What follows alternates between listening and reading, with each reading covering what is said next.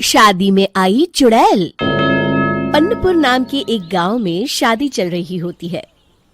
वाह, मजा आ गया फूफा जी। शादी में क्या खाना बना है, बाराती तो उंगलियां चाटते रह जाएंगे। हाँ, तुमने सही कहा, पनीर की सब्जी का तो कोई जवाब ही नहीं।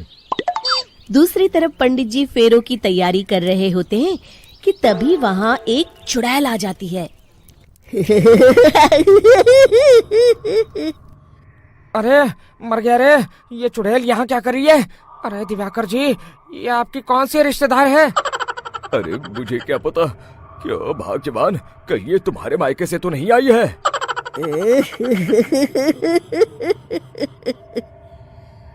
तुम लोगों की इस गांव में बारात लाने की हिम्मत कैसे हुई? मेरे रहते इस गांव में किसी की शादी नहीं हो सकती। अब तुम लोग देखो मैं क्या करती हूँ। अरे मर गया रे, मैंने सुना है ये जबान की पक्की है। भागो रे भागो, वरना ये चुड़ैल किसी को नहीं छोड़ेगी। हाँ, तुम सही कहते हो मोहन भाई, यहाँ से भाग लेने में ही हम सबकी भलाई है। देखते ही देखते शादी के मंडप में भगदड़ मच जाती है और चुड़ैल सब कुछ उजाड़ कर रख देती है। फिर एक दिन मोहन की शादी तय हो जाती है। अरे भाई, अगले हफ्ते मेरी शादी तय हो गई है, लेकिन इस चुड़ैल की दहशत के मारे तो मेरे हाथ पैर कांप रहे हैं। अरे मोहन, तुम्हारा दिमाग तो खराब नहीं हो गया? तुम अपने साथ साथ हम सब गांव वालों को भी बलि का बकरा बनाना चाहते हो? उस चुड़ैल के रहते तुमने अपनी शादी के बारे में सोच भी कैसे लिया? देखो गोपाल, डर तो मुझे भी लग रहा है, लेकिन उस चुड़ैल के डर से मैं जिंदगी भर कुंवारा तो नहीं रह सकता। तभी वहाँ मोहन के होने वाले ससुर आ जाते हैं। अरे ससुर जी, आप? देखो, अब तक मैं तुम्हारा ससुर बना नहीं हूँ और शायद बनूंगा भी नहीं। ये आप क्या कह रहे हैं? मैंने तो शादी का कोड भी सिलवा लिया है। मैं अपनी बेटी की शादी किसी अच्छे गांव में कराना चाहता हूँ। तुम्हारा गांव तो भूतिया गांव है। मैं तो क्या, अब तो कोई भी अपनी लड़की इस गांव वालों को नहीं देगा। इस तरह चुड़ैल के डर से उस गांव में किसी की भी शादी नहीं हो पाती।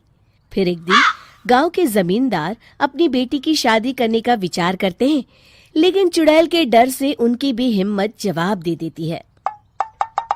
अगर मेरी बेटी की शादी तय समय से नहीं हुई तो मेरी नाक कट जाएगी। मुझे कुछ करना ही होगा। एक सलाहकार के कहने पर जमींदार काशी से एक बहुत ही नामी तांत्रिक को अपने घर बुलवाते हैं, जो भूत चुड़ैल को पकड़ने में माहिर माना जाता था। जमींदार साहब, आप चिंता मत करिए।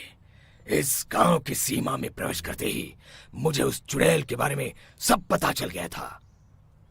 आप उसे जल्दी से जल्दी कैद कर लीजिए ताकि मैं अपनी बेटी की शादी कर सकूं। जब वो चुड़ैल एक इंसान थी, तब ठीक उसकी शादी करने वाले दिन ही उसकी और उसके होने वाले पति की एक दुर्घटना में मौत हो गई थी। उसका होने वाला पति आज भी भूत बनकर जंगल में भटकता है। इसलिए जब तक चुड़ैल की शादी नहीं हो जाएगी, वो किसी और की भी शादी नहीं होने देगी। ये आप क्या कह रहे हैं? अगर वो भूत भी हमारे गांव में आ गया, तब हमारा क्या होगा? ये आदमी बीच में बहुत बोलता है, इसे बाहर निकालो। उसके बाद तांत्रिक बताते हैं कि अगर उस भूत के साथ चुड़ैल की शादी करा दी जाए तो वो चुड़ैल हमेशा हमेशा के लिए उस गांव को छोड़कर चली जाएगी। जमींदार साहब, आप अपनी बेटी की शादी की तैयारी शुरू कर दीजिए। मैं कुछ गांव वालों को अपने साथ लेकर उस भूत को ढूंढने जंगल की ओर जाता हूँ। इस तरह जमींदार निश्चित होकर अपनी बेटी की शादी करवाने लगते हैं, लेकिन तभी वहाँ चुड़ैल आ जाती है। मैंने तुम गांव वालों को समझाया था ना कि इस गांव में कभी कोई शादी नहीं करेगा। लगता है तुम लोग मुझे हल्के में ले रहे हो। चुड़ैल जमींदार की बेटी को उठा लेती है।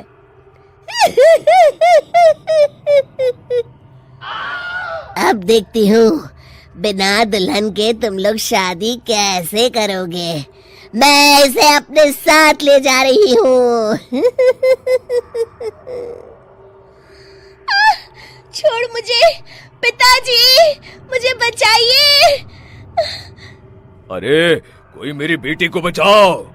तभी तांत्रिक उस भूत को लेकर वहां पहुंचता है। अरे भाग्यवान, रुको, इन मासूमों को परेशान मत करो, मैं आ गया हूँ, अब तुम मेरे साथ चलो।